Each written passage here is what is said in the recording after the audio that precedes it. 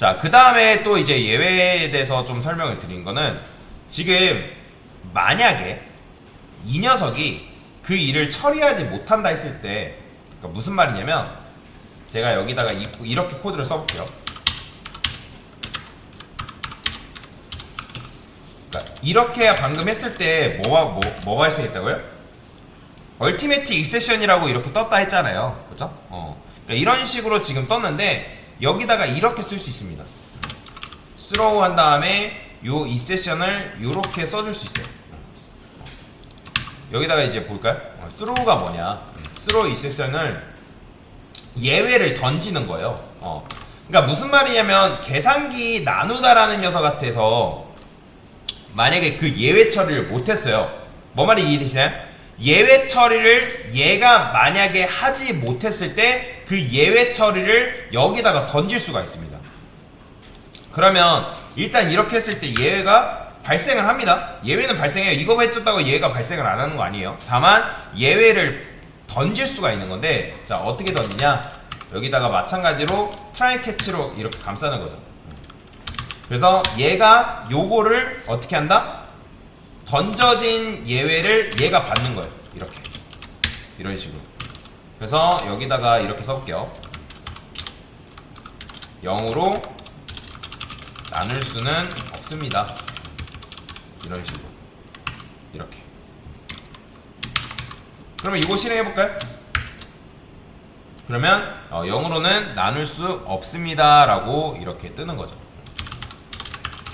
여기다가는 RS라고 쓰시고, 그러니까 만약에 여러분들이 여기다 올바른 값을 이렇게 던지면 이렇게 2가 이렇게 나오는 거고, 그러니까 정상적인 코드가 나오면 이게 나오는 거고, 만약에 그게 안 된다 그러면 이제 0으로 이런 식으로 나눠버렸다 그러면 이거는 안 된다고 뭐라 하는 거죠. 이 캐치로 걸러버리는 거예요. 그 다음에 예를 들어서 여러분들이 이렇게 하면 어떻게 나올까요?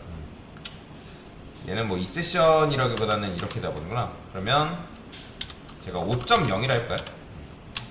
그럼 이거는 타입 오류가 나오겠구나. 그러면 일단은 이런 식으로 이제 0으로 나눌 수 없다고 이렇게 나오는 거죠. 그러니까 스로우 하게 되면 얘가 그러니까 오류를 처리할 수 없다고, 다시 에러를 처리할 수 없다고 뭐라 하는 거죠. 그런데 지금 여러분들이 이렇게 일단 나눠봤잖아요. 나눠봤을 때 계산기 나누다라는 게 0으로 나눴을 때 이게 여기서 처리해도 되지만 이거를 여기서 처리하지 못할 때는 이런 식으로 예외를 던져서 사용할 수가 있습니다. 근데 만약에 여러분들이 얘조차도 걸러내지 못하는 에러가 발생할 수 있단 말이에요. 그러니까 얼티메틱 이세션 이 에러 말고 그 밖에 다른 예외가 발생할 수도 있는 가능성이 존재한단 말이죠. 그죠? 존재할 수 있단 말이에요. 그러면 그런 경우에는 어떻게 하냐면 여기다가 이렇게도 쓸 수 있습니다. 그냥 조건문이라고 쉽게 생각하면 되는데 그냥 이 세션이에요. 그냥 이 세션이라고 하게 되면 이건 모든 예외라고 보시면 되는데, 모든 예외 이렇게 쓰는 거죠. 얘는 뭐라고 쓸까요? 알 수 없는 에러가 발생했습니다. 이런 식으로. 그러니까 보통 이건 잘 안 쓰긴 하지만, 그러니까 얘조차도 만약에 여러분들이 내는 해당 예외가 이렇게 던져지는 줄 알고 이렇게 처리를 했는데 얘조차도 걸러내지 못하는 에러가 발생을 한다? 그러면 얘를 통해서 걸러내는 거죠. 그러면 어쨌든 실행은 일단 0으로 나눌 수 없다라고 이렇게 나오긴 하지만, 만약에 여러분들이 좀 더 안정성 있는 코드를 짜고 싶다? 그러면 여기다가 익세션이라고 이러고 붙이는 거죠. 쉽게 말해서 뭐냐면 얘를 부하 직원이라 생각하세요. 부하 직원. 부하 직원이 처리를 못하면 메인이 선임이라고 보시면 돼요. 선임. 선임이 이런 식으로 처리를 해야 된다. 그러니까 회사 가면 똑같아요. 회사 가면 여러분들이 만약에 부하 직원이 그 일 처리 못하면 당연히 선임이 할 수밖에 없단 말이에요. 그래서 지금 예외를 던짐으로, 근데 이건 안 돼요. 이 스로우가 없으면 안 됩니다.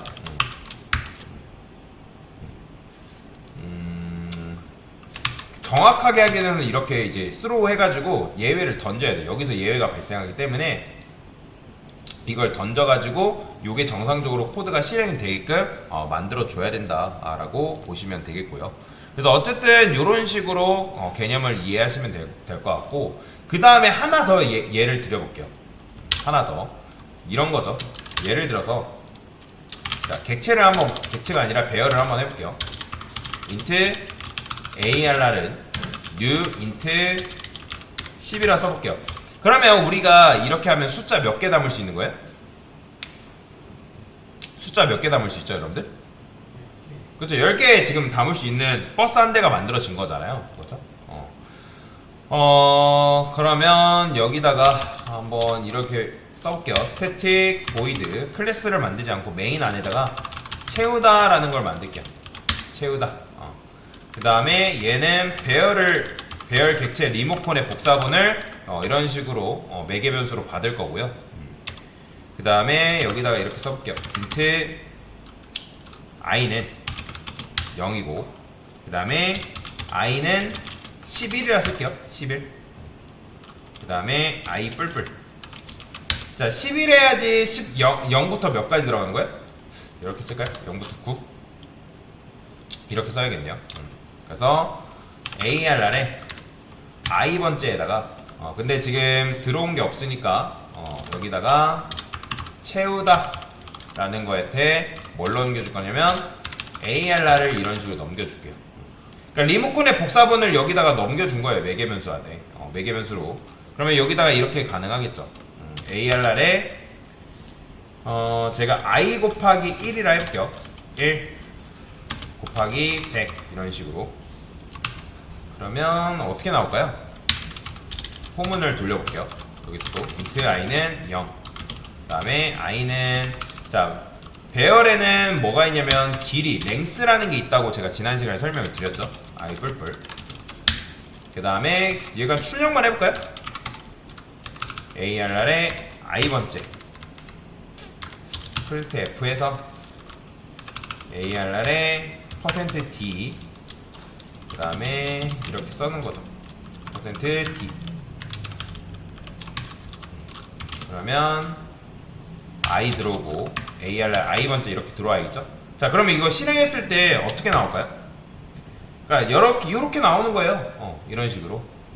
이걸 좀 더 이게 지금 0 곱하기 1은 0이잖아요. 그죠? 그러니까 0 곱하기 1은 0이니까 곱하기 100은 0이죠. 그러니까 0, 그 다음에 100, 200, 900 이렇게 해서 곱해진 결과값을 이렇게 쓴 건데, 자, 근데 만약에 여러분들이 이걸 11이라 쓰게 되면 자, 지금 배열의 길이는 몇이라고요? 10이죠? 근데 11로 하게 되면 어떤 문제가 발생할까요? 이렇게 말하는 거예요. 지금 이건 뭐예요? 내가 그 리모컨의 복사본에 arr i번째 0부터 9번째까지 값을 넣어줘야 되는데 지금 이거는 0부터 9번째가 아니라 0부터 몇 번째예요? 0부터 10번째잖아요. 그쵸? 그러니까 인덱스는 9가 끝인데 인덱스를 10으로 지금 마지막에 10으로 하려니까 얘가 여기서 array index out of bounds exception이라는 예외가 발생했다는 거죠. 그쵸? 뭔 말인지 이해되시나요? 그러면 여기다가 이렇게 써줄 수 있습니다. 이렇게 보여주는 것보다 try catch를 이용하는 거죠. 어떻게? 요거 있잖아요. exception 복사해서 이렇게 쓰는 거예요. 그래서